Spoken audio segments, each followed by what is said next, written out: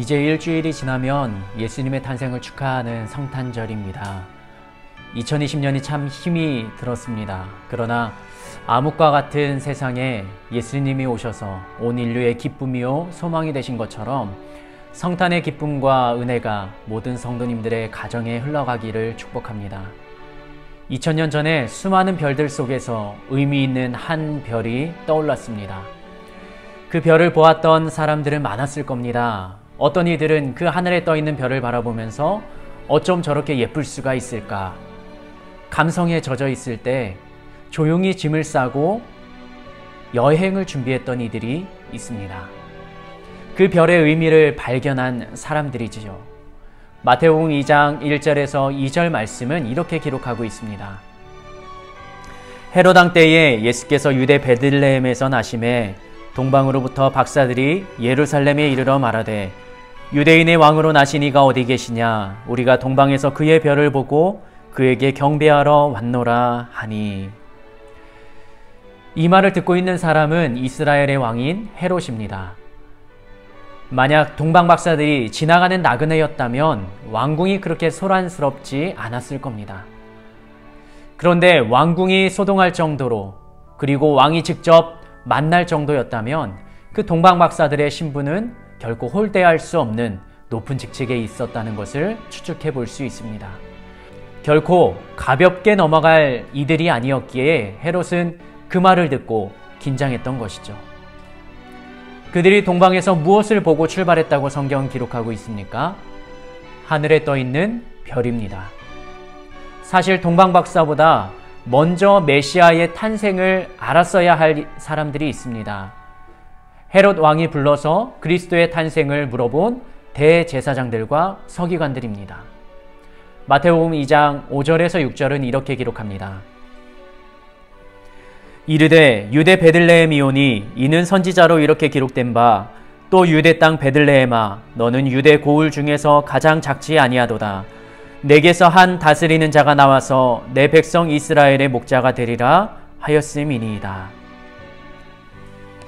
헤롯에게 말하는 대제사장과 서기관들, 메시아가 베들레헴에서 태어날 것을 그들은 알고 있었습니다. 그리고 예루살렘에서도 하늘에 떠 있는 그 별을 보았을 것입니다. 그런데 그들은 메시아의 오심을 알지 못했습니다. 동방 박사들이 보았던 그 별이 예수님은 아닙니다. 그러나 그 별을 따라가다 보니까 예수님을 만날 수 있었습니다. 수많은 별들 중에서도 의미 있는 그 별을 발견했을 때 그 별 하나에 집중하고 그 별만을 보면서 따라가는 것. 별이 떠 있을 때는 움직이고 해가 떠서 별이 보이지 않았을 때는 그 자리에 머물러서 기다리고 있는 것. 때로는 궂은 날씨가 이동을 힘들게 할 때도 별이 보이지 않아서 기다려야 하는 시간을 그들은 감당해 냈어야 합니다.